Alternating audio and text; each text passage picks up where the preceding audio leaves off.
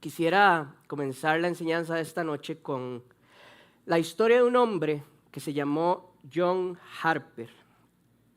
Resulta que John Harper nació en Escocia en el año 1872 en un hogar cristiano.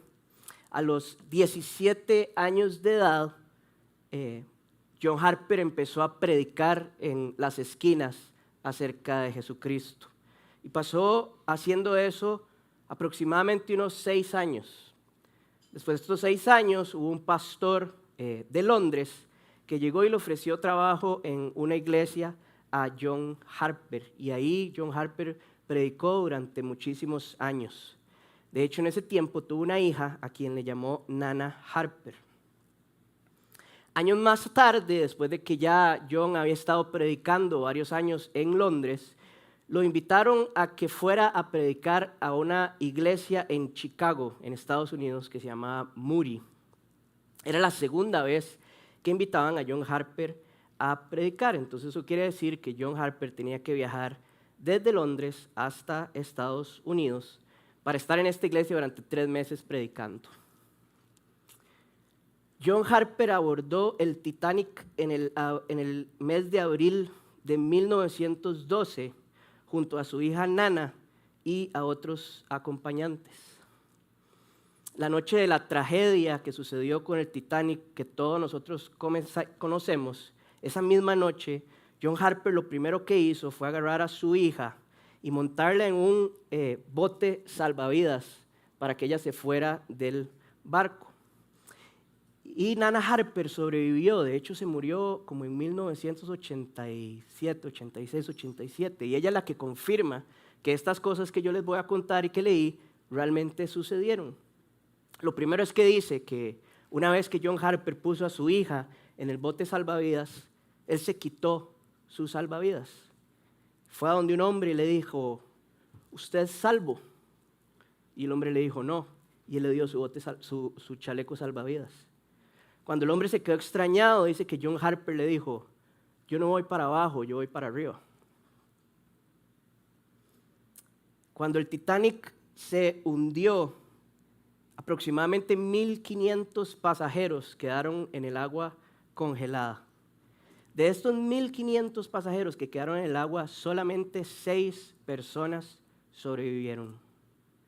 Uno de los sobrevivientes cuenta algunos años después que mientras estaba en el agua, agarrado de uno de los escombros del barco, un hombre extraño fue empujado por la marea en otro escombro y se puso a su lado. Ese hombre le gritó, ¿tienes salvación? Y el hombre le contestó, no. A lo que el extraño le dijo, cree en el Señor Jesucristo y serás salvo. Dice que el hombre se quedó un poco extrañado y la marea se llevó al hombre extraño que se había acercado. Pero cuenta que tiempo después, algunos minutos después, la marea volvió a acercar a ese hombre extraño y otra vez, una vez más, el hombre extraño le preguntó, ¿tienes salvación? A lo que otra vez el hombre le dijo, no. Y una vez más le dijo, cree en el Señor Jesucristo y serás salvo. Justo después, ese hombre se hundió en el agua para no volver a la superficie nunca más. Ahora, mientras este hombre que sobrevivió contó esta historia aproximadamente 4 años después, en una reunión con los sobrevivientes del Titanic en Canadá, con lágrimas en sus ojos, él mismo se proclamó como el último convertido por la predicación de John Harper. Y por lo tanto, en un creyente del Evangelio de Jesucristo. Este hombre dice que él creyó en Jesús gracias a que John Harper, en medio de la muerte, le gritó 2 veces, ¿tienes salvación? Y cuando él contestó no, le dijo esta frase, cree en el Señor Jesucristo y serás salvo. Amigo, John Harper no era mejor que ningún hombre ni que ninguna mujer a bordo del Titanic. John Harper no era un superhéroe. John Harper no era ningún mago.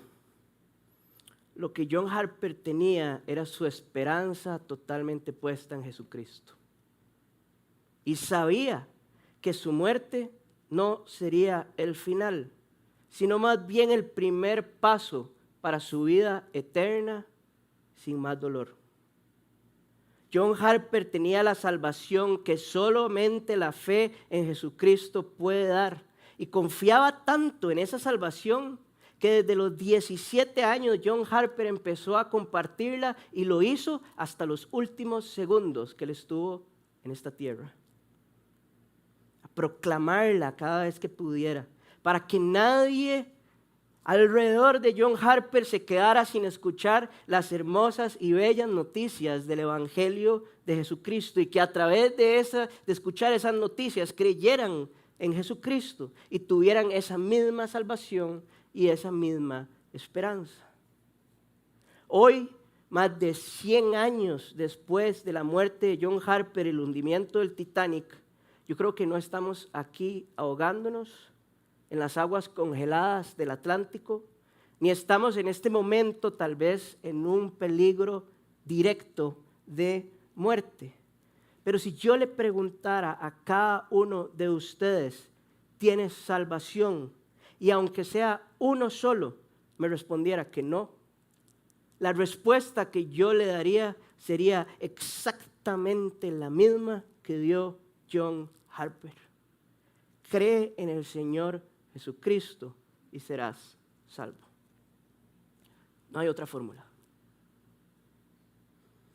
Es por eso que quisiera que dejáramos esa frase ahí, quisiera desmenuzar un poquito esa frase esta noche, casi que palabra por palabra, porque yo creo que a veces leemos esa frase a la ligera, pero esa frase contiene demasiado en ella. Hay muchas cosas que yo podría proclamarles esta noche acerca de la belleza del Evangelio, pero yo quisiera irme por esta ruta esta noche. Cree en el Señor Jesucristo y serás salvo. ¿Qué significa esto? Quiero que comencemos por la primera palabra, la palabra cree. En la Biblia, la palabra en español creer cumple la función del verbo, cumple la función de verbo para la palabra fe, la cual en nuestro idioma en español no puede ser un verbo. Por ende, cada vez que fe se tenía que utilizar, traducir como un verbo, se traducía como creer. La palabra fe lo que más expresa es confianza. Por lo tanto, podemos definir el creer como poner la confianza en algo. Y yo creo que en este último siglo la palabra fe ha sido demasiado como redefinida, ¿verdad? Yo creo que muy a menudo utilizamos la palabra fe a la ligera. Tal vez escuchamos que tenemos fe en que el Piojo Herrera nos va a llevar finalmente al Mundial. Finalmente no, yo no quiero ir, la verdad. Bueno, yo no voy a ir, pero... O que tenemos fe, no sé, en que mañana no llueva porque tenemos una actividad. O que tenemos fe en, no sé, póngale lo que usted quiera. Pero la fe bíblica es muchísimo más profunda y más importante. Y yo creo que tiene más fundamento. Entonces podemos definir la verdadera fe de la siguiente manera que está ahí arriba. La fe es la respuesta humana personal. Esa es una palabra muy importante. La respuesta humana personal de confianza ante la revelación que Dios hace de sí mismo por medio de sus palabras y de sus acciones. Ojo bien lo que estamos leyendo ahí. La fe es una respuesta. Es una respuesta ante algo, ¿ante qué? Ante la revelación que Dios hace de sí mismo. Esta revelación que Dios hace de sí mismo es la que Él mismo comenzó a hacer. Y Él la comenzó desde el principio de los tiempos, desde cuando nada había sido creado. Porque amigos, Dios es el creador de todo. Y desde el momento en el que Él empezó su creación, Él se empieza a revelar a través de lo que Él va creando y a quienes Él va creando.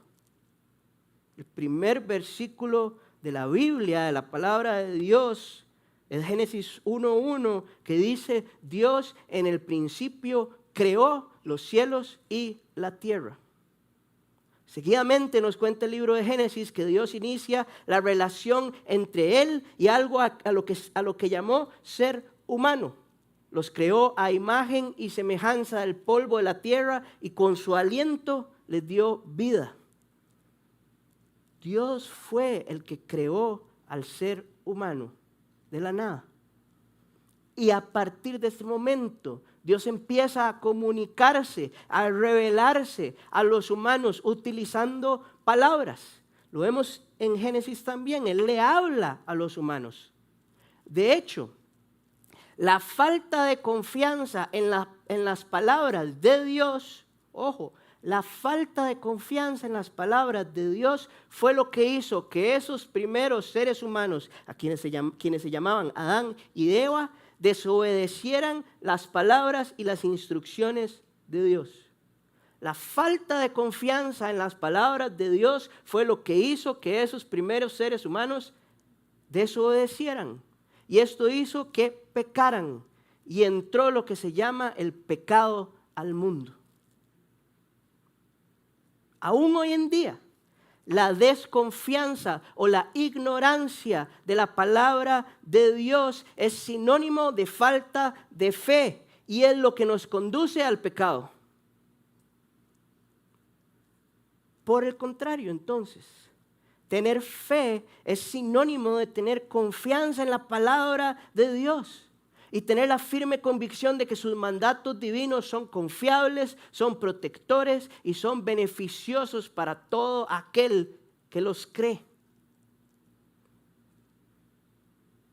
Entonces, de acuerdo a lo que hemos visto, Dios es quien hace posible la fe al revelarse, al proveer información verbal a los seres humanos acerca de sí mismo y acerca de sus planes. Es por eso que repito una vez más, como dije al principio, la fe es una respuesta personal a las palabras y a las acciones de Dios. Así como podemos conocer a otros seres humanos por medio de sus palabras y sus acciones, Dios ha elegido darse a conocer por medio de sus palabras, por medio de sus acciones, por medio de su palabra que narra sus acciones. Y eso es lo que nos da fe, eso es lo que nos da confianza. De ahí es de donde obtenemos toda la información para realmente conocer a Dios y poder tener entonces una relación con Él. Vean qué belleza esta frase. La puse aquí en negrita en mis notas. Dios siempre, desde el principio, ya lo vimos con Adán y Eva, Dios siempre ha requerido la fe como la respuesta adecuada a la revelación de sí mismo.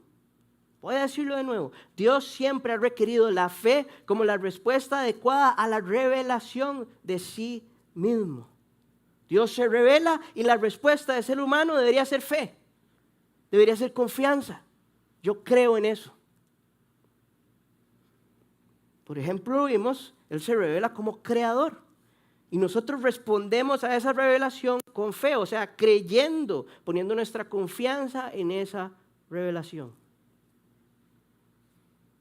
Sigamos con nuestra frase, Julito.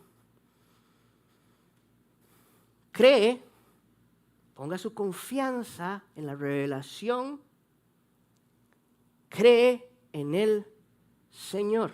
Y vamos a frenar en la palabra Señor. Cree en el Señor. Ponga su confianza en el Señor, en la revelación del Señor. En el lenguaje original de la Biblia, la palabra que se traduce como Señor envolvía un sentido de poder y de autoridad suprema.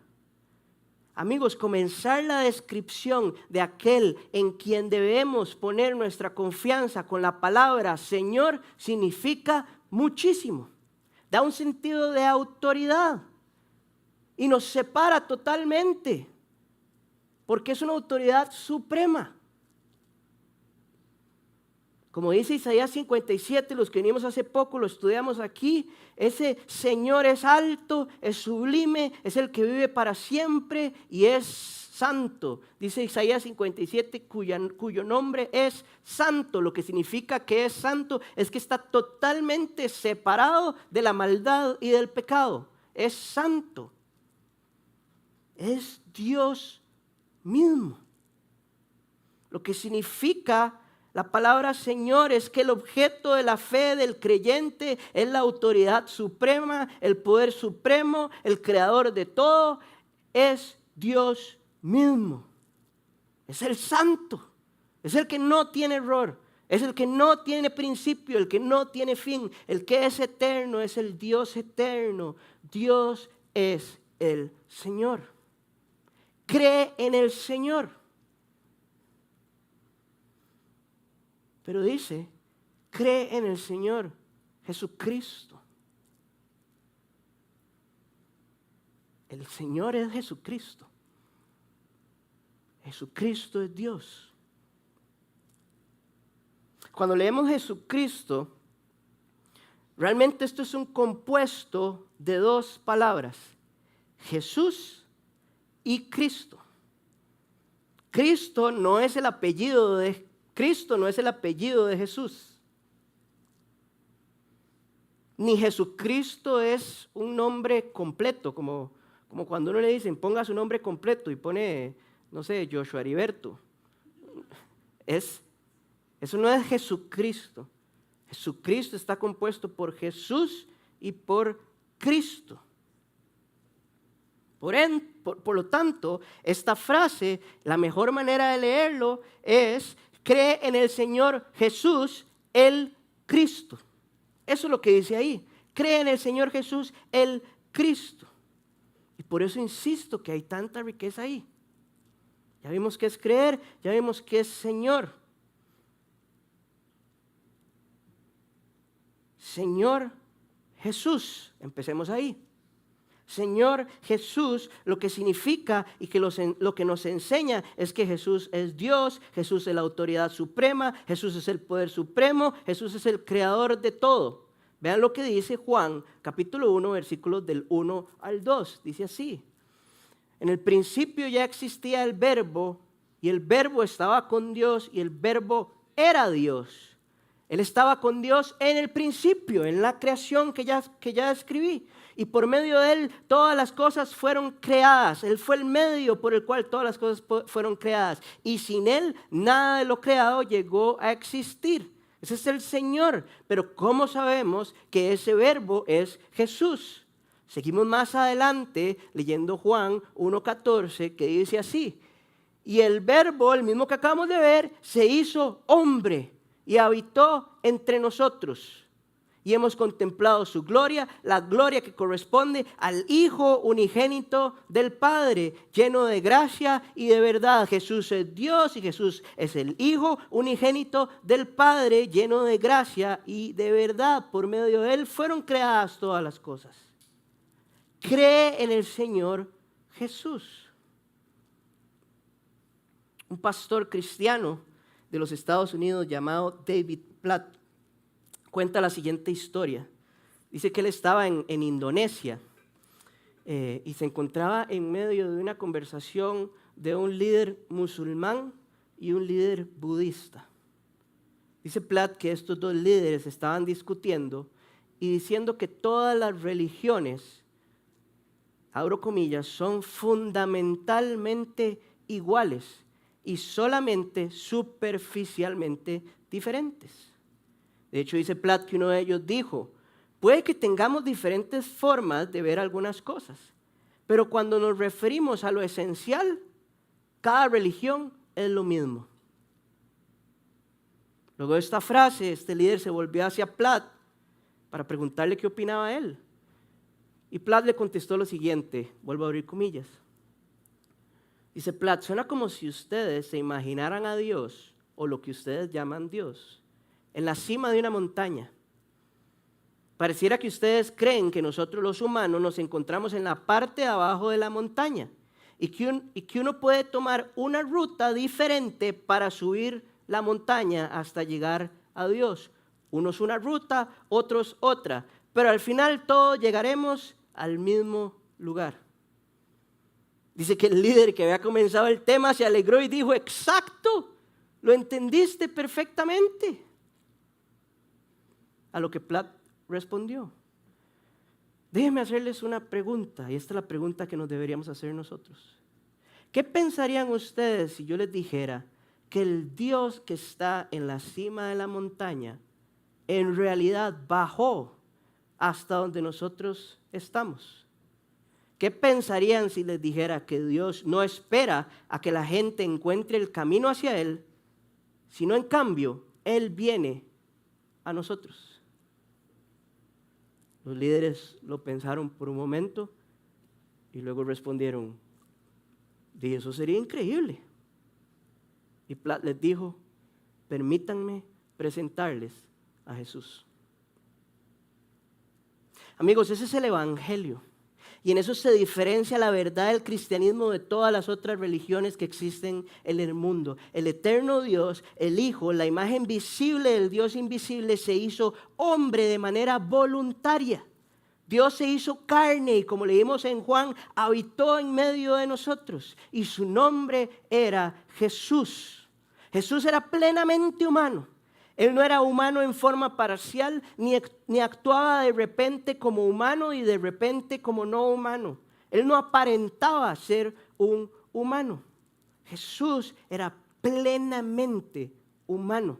Él asumió las exigencias y las necesidades de la naturaleza humana y se identificó plenamente y completamente con el ser humano. Jesús manifestó síntomas físicos que experimenta el ser humano. Él tuvo cansancio, él tuvo sueño, él tuvo hambre y tuvo angustia. Todo lo vemos aquí en la palabra del Señor. También experimentó las reacciones emocionales del ser humano. Él tuvo compasión, él lloró, él se enojó, él tuvo tristeza y tuvo gozo. Pero no olvidemos nuestra frase: cree en el Señor Jesús, el Cristo. Amigos, aún siendo completamente humano, Jesús seguía siendo completamente Dios. Seguía siendo el Señor. Era totalmente hombre y totalmente Dios al mismo tiempo. Totalmente divino y totalmente terrenal. Una cosa no quita la otra. Esto es una frase completa. Cree en el Señor Jesús, que es el Cristo. Pero hubo algo que, a pesar de que Jesús tomó la naturaleza de siervo y se hizo semejante al hombre, Jesús no tenía y nunca tuvo y nunca va a tener. Jesús nunca pecó. Jesús no tenía pecado y por eso es el Cristo. ¿Por qué tuvo Jesús que hacerse carne y habitar entre nosotros? Porque, como lo dije anteriormente, por la falta de fe, los primeros seres humanos desobedecieron a Dios y entró el pecado en el mundo. Ese pecado entró en el mundo y fue impregnado en toda la descendencia que tuvieron esos primeros seres humanos hasta llegar a usted y a mí. Por ende, el pecado ha contaminado a toda la humanidad. Nacemos con una naturaleza al pecado, una naturaleza pecadora. Y eso hace que todos los seres humanos nazcamos con una deuda con el Dios que nos creó, con la autoridad suprema. Nacemos humillados a vivir en sufrimiento y a morir en este mundo. Nadie se escapa de eso. Nacemos con una tendencia a hacer lo malo, a hacer lo que no le agrada a Dios. Y la única única solución a este gran problema, a esta gran enfermedad, era que un hombre totalmente justo, sin pecado, entregara su vida para pagar esa deuda que creó el pecado entre nosotros y Dios. Esa enemistad que se creó entre el ser humano y Dios, ese distanciamiento entre un ser humano pecador y un Dios totalmente santo. Muchos fueron enviados por Dios desde que Dios creó al mundo. Profetas, reyes, sacerdotes. Pero todos en su humanidad sucumbieron al pecado y no llegaban a la estatura del varón perfecto. Pero en el tiempo preciso, Dios, que es rico en misericordia, envió a su Hijo, envió al Verbo, envió a Jesús, envió a Dios encarnado para venir a salvar, entregando su vida por los pecadores. Y eso sucedió una vez y para siempre. Por eso es una verdad en 1812 y es una verdad en el 2025. Amigos, el significado de la palabra Cristo en nuestra Biblia en español es la palabra griega que se traduce como ungido y es la palabra hebrea que se traduce como Mesías. Y ya les voy a explicar qué significa esto. Cristo en el lenguaje original significa esto: la acción de nombrar a una persona en un cargo de modo que se le considere acreditada por Dios para llevar a cabo una tarea divinamente asignada. La tarea divinamente asignada para Jesús, solamente Él la podía cumplir. Por lo tanto, solo puede haber un Cristo. Jesús vino al mundo acreditado por Dios para llevar a cabo la tarea divinamente asignada de humillarse a sí mismo hasta la muerte, entregando su propia vida como sacrificio. Dice la palabra del Señor que lo crucificaron entre dos ladrones. La crucifixión era el peor castigo del primer siglo. Era designado solo para los más malvados. Y así mataron a alguien siendo totalmente inocente. No tenía pecado, no tenía maldad. Pero en esa cruz Jesucristo derramó su sangre hasta la muerte, cargando con toda la ira de Dios para el perdón de los pecados de todos aquellos que ponemos nuestra fe en su nombre, en su obra, en su poder, recibiendo entonces Él lo que todos los pecadores merecían. Y así logrando una sustitución, el justo por los injustos. Y llegar a una reconciliación perfecta entre el ser humano y el Dios santo. Un camino en ese abismo que se había creado por el pecado. Y ese camino lo hizo Jesús, el Cristo, el Señor. Dice la palabra del Señor que una vez bajado de esa cruz, su cuerpo fue colocado en una tumba cuando estaba completamente sin vida. Pero el Señor Jesucristo no quedó muerto. Al tercer día resucitó, venciendo la muerte, la cual no tenía dominio sobre él, y luego se apareció a muchos testigos para que no hubieran dudas de que realmente él se había resucitado. Y a través de la resurrección es como se confirma que el pago de la deuda que el pecado que había creado, había sido totalmente acreditado a Jesús y quitado del ser humano pecador. Nuestra deuda está en cero con Dios Padre por medio de la fe. A través de la resurrección, el pago está totalmente hecho.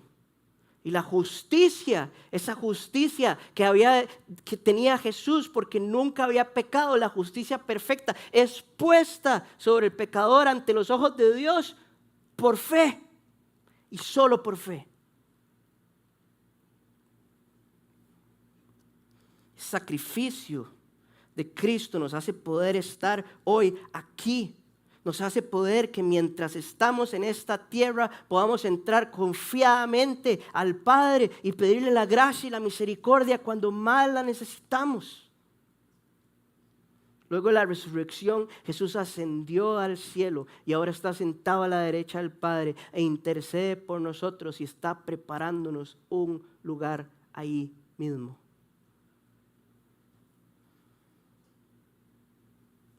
Cree en el Señor Jesús, el Cristo, y serás salvo.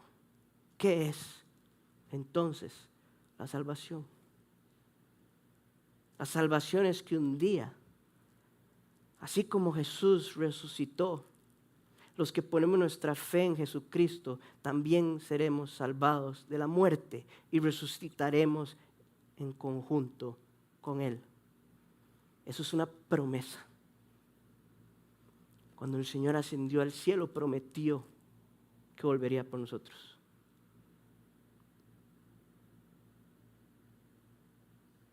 Y viviremos una vida eterna junto con Él. Dios a través de Cristo solucionó la humillación más grande que se creó por medio del pecado de Adán y Eva, la muerte. Dios a través de Cristo le dio solución a lo que ninguno de nosotros podemos darle solución. La salvación será totalmente acreditada a nosotros cuando Jesús nos resucite luego de nuestra muerte física o Él vuelva entre las nubes por su iglesia. Por eso dije al principio, la muerte de un cristiano como John Harper no es el final, es el principio del cumplimiento de la promesa de Dios para aquellos que han puesto su fe en Él, que confían en Él. La muerte es el principio del cumplimiento de la promesa, la vida eterna en su presencia, sin dolor, sin muerte, sin lágrimas, sin conflictos, sin tentaciones. Una vida perfecta en su presencia. Y esto solo se obtiene por fe en Jesucristo. Es por eso que John Harper no tenía miedo. Por eso entregó su chaleco salvavidas. Porque sabía que su vida en esta tierra estaba llegando a su fin, pero una vida pasajera. Él tenía algo reservado en el cielo a su nombre. Y usted y yo, por fe, podemos tener exactamente la misma reserva con nuestro nombre en el cielo. ¿Quiere usted esa misma confianza? ¿Quiere usted esa misma esperanza? ¿Usted quiere ser salvo? ¿Tiene usted salvación? Ya nuestra frase tiene un poquito más de sentido. ¿Tiene usted salvación? Si su respuesta es no, yo hoy le digo con mucha humildad, con mucha autoridad y con mucho respeto: crea en el Señor Jesucristo y será salvo. La salvación viene por medio de la fe en el Señor Jesús, que es el Cristo. Quiero terminar con esto. ¿Por qué entonces nos reunimos aquí constantemente? ¿Será que ya con eso podemos irnos a la casa y tener salvación? Sí. Si realmente creemos en nuestro corazón. ¿Por qué entonces existe la iglesia? ¿Por qué seguimos aquí reunidos constantemente? Porque a pesar de que los que ya pusimos nuestra fe en Jesús tenemos esa salvación asegurada, las tentaciones, las presiones del día a día, lo que nos rodea en este mundo, nos hacen olvidar las palabras que Dios ha utilizado para revelarse a sí mismo. Las olvidamos.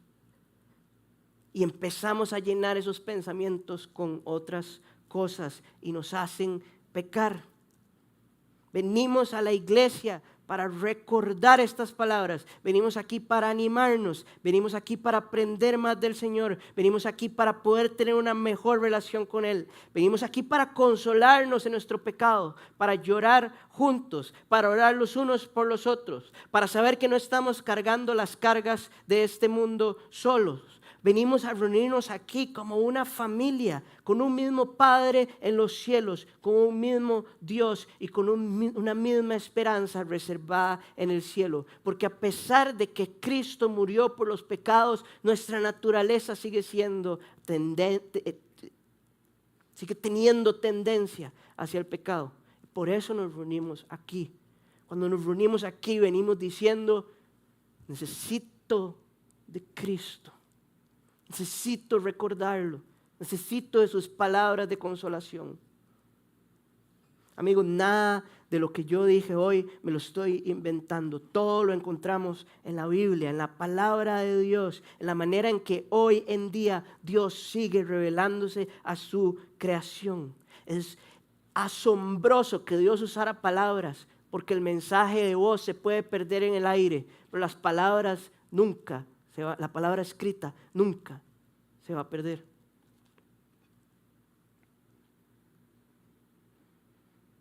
Pedro, uno de los apóstoles, hizo algo similar a lo que yo acabo de hacer cuando presentó el Evangelio a un conjunto de los primeros creyentes luego de que Jesús resucitó.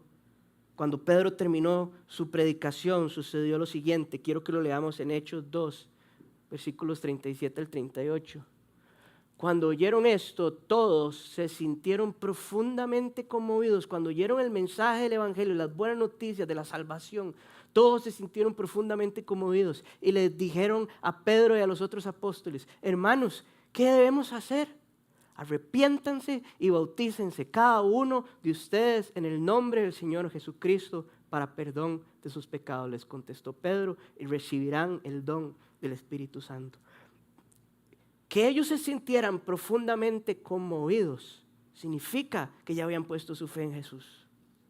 Y una vez que ponemos nuestra fe en Jesús, empieza el proceso de arrepentimiento de nuestros pecados. Si usted quiere poner su fe en Jesús, pero hoy usted no sabe por qué pecado arrepentirse, no se preocupe. El Señor le va revelando eso a usted también. Por eso dice, recibirán el don del Espíritu Santo. Porque eso es una ventaja, eso es algo increíble que no dije al principio. Cuando usted pone su fe en Jesucristo, Dios mismo a través del Espíritu Santo viene a habitar en usted. Y ese es el que le trae convicción para que usted vuelva y se arrepienta, y se arrepienta, y se arrepienta. Así que si alguien aquí escuchó por primera vez esas buenas noticias y quiere responder en fe, hoy es un buen día para arrepentirse de sus pecados, creer en su corazón y en su mente en Jesucristo y humildemente pedir oración, sabiendo que no puede seguir en este mundo solo e independiente y que quiere la salvación que solo se obtiene por fe. Pero les ruego que si hoy no es el día, siga viniendo aquí para aprender más de Dios. Aquí predicamos la palabra del Señor. Aquí somos seres humanos imperfectos, tratando de seguir fielmente a un Dios perfecto. Pero si nos basamos en la palabra del Señor, no solo yo, sino todos los que estamos aquí podemos lograrlo. Amigos, no hay nada como vivir en comunidad. Nada. Hay una persona aquí que su hermano tiene una condición, una enfermedad, y él escribió al link de peticiones de oración, y mi esposa recibió el correo, y el correo con la petición, era una petición fuerte. Su hermano estaba padeciendo de, ¿cómo se llama? Epilepsia. Y cuando uno recibe eso, uno dice, wow, claro, yo puedo orar por usted. Pero sucedió algo precioso. Cuando mi esposa y yo entramos por ahí, él estaba aquí con su novia. Y ese día oramos directamente por Él al final de una celebración exactamente como lo que está pasando aquí. Yo no sé mucho del pasado de ese hombre. Y mi esposo y yo no tenemos ningún poder especial. Confiamos en la oración. Y ese hombre se bautizó el sábado. Y ese hombre es un hijo de Dios. No falta. Y él tampoco tiene superhéroes, él tampoco es un superhéroe, él tampoco es muy carga, él quiere una relación con el Señor. Ese es el poder de la iglesia. Y justo por eso quiero anunciarles que quedan 6 jueves de este año. Y por los próximos 4 jueves vamos a estudiar una serie de qué es la iglesia. Cómo somos el cuerpo de Cristo, cómo podemos llorar con los que lloran. Ese va a ser el cierre de Thanksgiving. Y después vamos a hacer unas celebraciones bonitas de Navidad, que también es algo lindo celebrar, como Jesús vino al mundo. Pero mientras tenemos todo eso, y mientras podemos ir viendo el modelo perfecto de iglesia, yo le pido que si esta es su primera vez aquí y usted quiere hacer de esta su iglesia, lo haga. Y por eso unimos lo que estamos haciendo ahorita con lo que vamos a hacer allá afuera, porque lo que queremos es compartir juntos, que nos quedemos comiendo, que nos quedemos hablando, y que si usted tiene una petición de oración, la haga y podamos orar los unos por los otros. Pero esto que yo acabo de predicar aquí es el Evangelio de Jesucristo, son las buenas noticias, y es la única manera en que creyendo en eso podemos tener salvación y un contacto directo con Dios Santo.